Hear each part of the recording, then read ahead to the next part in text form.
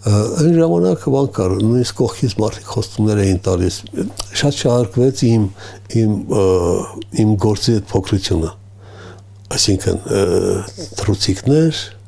մի քանի էպիզոդներ էին, եւ այդ ֆոնի վրա կարծես թե մարդիկ էին հայտնում, որ կարող էին միջամտել բան, բայց չիմանալով որ սա պետական ազգային անվտանգությունն է, այդպես իրենք էլ ընդունում էին, ծնող էին ի վերջո պիտի մտածեին, որ Նաև ինձ դատավերջում, երբ որ գործը փակվեց, քննիչս ասեց, որ գիտեք, ձեր գործից հետո մենք նայելու ենք քրոջդ եւ եղբայրդ գործը։ Պիտի ասեմ, որ եղբայրս տնօրեն էր, քույրս դասախոսում էր ինստիտուտում, օտար լեզուների ամբիոնում էր, եւ իմ պատճառով շատ տուժեցին։ Քրոջս կրճատեցին, ուրիշ պատճառ չկար։ 25 տարվա դասախոս էր ու դոցենտ ու վերջը եղբորս նորից նույնպես հալածեցին, այսինքն որ հիմա նայում եմ հատկապես իրենք շեշտում էին իմ ընտանեկան վիճակը, որտեղ մյուսներից տարբերում էր էապես եւ կար տեղ նեղելու եւ անում էին, այսինքն այն ժամանակ այդպես էր, ոնց կարող էր այդ ընտանիքում ինպես մեկը լիներ ոնց կարող էին ինպես մեկի հարազատներին թույլ տալ, օրինակ քննիչը ասում էր, որ նա գործ ունի ուսանողների հետ, մենք չենք կարող հանդուրժել, որ մասսաների եւ զանգվածների հետ գործ ունենան նրանք։ Ու այդպես։ Եվ նորից ինձ բանը, ուրեմն այդ կեպեզը եւ նորից այդ պարաշը տեսա, այդ շարժական զուգարանը։ Արքայնորեն բանը վատացա, անկեղծ ասած։ Ու քանի որ բանը դատապարտված չէի, շտապօգնություն կանչեցին։ Այդ ժամանակ մորուքով էի։ Չգիտեմ, այդպես մորուք էի թողել աքսորում, որտեղ բանում ճամբարում գաղութում չէր կարելի։ Այդպես մտածում էի մորուքով կազատվեմ։ Վերջի օրը ես հանդիպեցի այն կագեբիստին, որը զբաղված կցված էր իմ գյուղին, իմ աուլին։ Կանգառում իրեն տեսա։ Ասեց, ինչքան է մնացել, ասեցի մի քանի օր, ասեց այդպես մորուքով պետք է տուն գնաս, ասեցի եթե Աստված կամենա։ Ասեց կկամենա։ Ու ես նստեցի ավտոբուս ու ինձ բան արեցին, ձերբակալեցին։ Այսինքն եթե ուզեին, իրենք կանգնեցին։ Չէին թողել, որ ես նստեի ավտոբուս։ Մի խոսքով բան եղավ, շտապօգնություն եկավ ու բժիշկը խնդրեց, որ սկիչը մեզ միայնակ թողնի։ Ինքը չգիտեմ ինչից զգաց, որ ես նման չեմ մյուս կալանավորներին։ Սկսեց հարցեր տալ, ասեցի, որ ես քաղաքական հոդվածով եմ դատված եւ մնացել էր այնքան ինձ դեղեր սրսկում արեց դեղեր տվեց, ասեց մի անհանգստացեք, կանցնի, սա էլ թողնում եմ ձեզ, եթե կրկնվի նորից բան կանեք։ Ես իրեն հուշեցի, ասեցի, գիտեք, ինձ մնացել էր մեկ շաբաթ տուն գնալու, միգուցե այդ ստրեսս դրանով էր պայմանավորված։ Զգացի, որ բան ունի, եւ համակրանք, եւ չգիտեմ, ամենը իրար հետ խառը մի բան կար։ Ասեցի, կարող եմ ձեզ մի բան խնդրել։ Ասեք, խնդրում եմ ես հեռախոսահամարով լուր տվեք, որ ինձ ձերբակալել են, եւ ասեք, որ ինքը խնդրում է, որ դուք թղթային պատերազմ հայտարարեք։ Ում եք խնդրում զանգել։ Չէ, հարազատներիս։ Եվ իրականում դա ունեցավ իր ազդեցություն ունեցավ։ Մերոնք սկսեցին գրել, մի քանի դիմումներ մինչև հիմա ես իմ թղթերի մեջ կան։ Ու շատ մեծ աղմուկ բարձրացավ։ Գիտեք ման արեցին,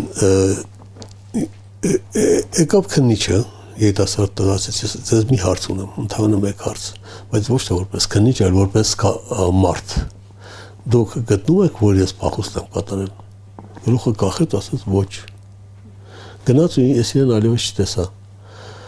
Դրանից հետո եկավ Սակալովսկի, Սովետնիկ յուստիցի 3-րդ կարգի խորհրդական արդարադատության։ Այդ նույն հարցը իրեն տվեցի։ Ասեց, իհարկե, եթե մենք ձեզ չկանգնեցնեինք, դուք կփախչեիք։ Ասում լսեք, ես բանը այս 2 տարիների մեջ անընդհատ գնացել ու վերադարձել եմ։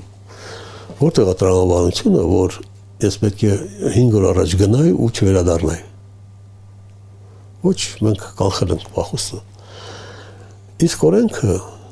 չնայած օրենքը ասում էր, որ ադմինիստրատիվ շրջանի խախտումը չի ենթադրում քրեական պատասխանատվություն։ Ինքը ենթադրում է տուգանք, նկատողություն եւ տուգանք։ Կարող են վատագույն դեպքում ինձ տուգանել 50 ռուբլի։ Լավագույն դեպքում նկատողություն տային այդ խախտելու համար։ Ինչն եք պատճառը համարում։ Ես ասում եմ, այդ մակրումներն էր գրում, բացի ես խղճիս այդ գործարքի մեջ չէի մտել։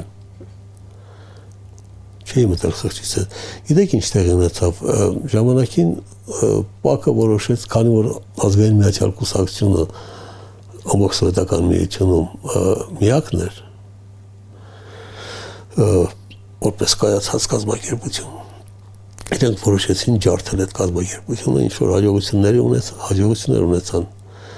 Ազատվեցին մարդկանց արագ ու գրեթե մարդ չէր մնացել։ Վերջում Վասիլ Ստուսն էր, որ հայտարարեց իրեն ասոցիացված անդամ եւ հիմք դրեց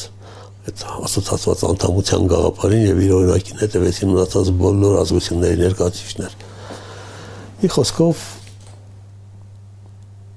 դրա համար պետք է պատժվեի։